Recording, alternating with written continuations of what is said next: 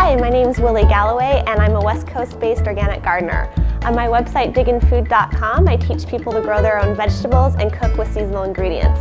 I also spend a lot of time helping people learn how to grow really beautiful, productive gardens without using chemicals. So today I want to show you how to take care of a plant that has outgrown its pot. A lot of times when you buy a new houseplant at the nursery or you've had a plant in the same container for a while, it'll become what's called rootbound. And what that means is that the plant's pot has pretty much filled up with roots. And the reason why that happens is when you're growing a plant in a container, there's only a finite amount of space for its roots. And so as the plant grows, its roots reach out and they eventually hit the side of the pot, and then they grow down and they coil around and the pot begins to fill with roots. And this isn't bad at first, but over time your plant will start to grow more slowly and you'll also need to water it more. And those are the first two signs that your plant is pot bound. The other is that roots will sometimes start to sneak out the drainage holes in the bottom of the pot looking for more room. And so if you notice that, that's a sure sign that you need to get that plant out of its little pot and up into a bigger one. So the first thing you need to do is take your plant out of the pot, and sometimes it can be pretty tricky to get the plant out of the pot. If it's in a plastic nursery container, you can give the pot a few squeezes to kind of loosen it up. And then also, if that's not working, you can flip the pot upside down, support it with one hand, and then bang it on the side. And that usually lets you pull it off.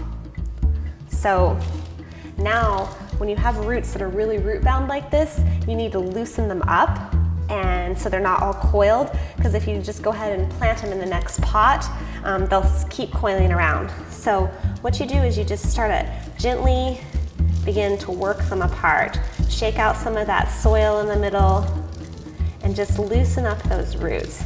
And ideally, you want them to all be hanging down nice and loose.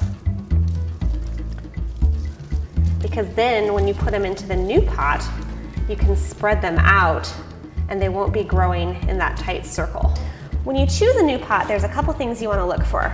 First, you want a pot that's only an inch or two in diameter bigger than the pot that the plant was in already.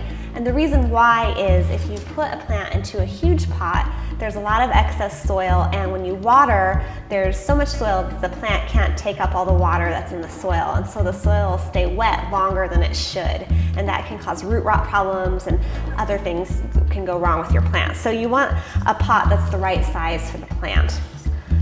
So I'm going to go ahead and put this little plant into its new pot, and the first thing is you just add some soil into about the bottom third of the pot. And then you can take your plant and stick it in, flaring out the roots, and see how deep it is in the pot. And you want the crown of the plant, where the roots come out of the plant, to be about an inch below the surface, and that gives you plenty of space to water when you're watering the plant without having the water spill over the edge. So just double check that, and then you can go ahead and fill in with some soil just around the edge of the plant and gently tamp it into place. You don't want to compact the soil, but you also want to try and get rid of any air pockets that are down there. So get the soil in nice and smooth, kind of smooth it out. And then to really settle the soil, the key is to water it. And that'll really get any air pockets that are out and get your plant all settled into its new pot.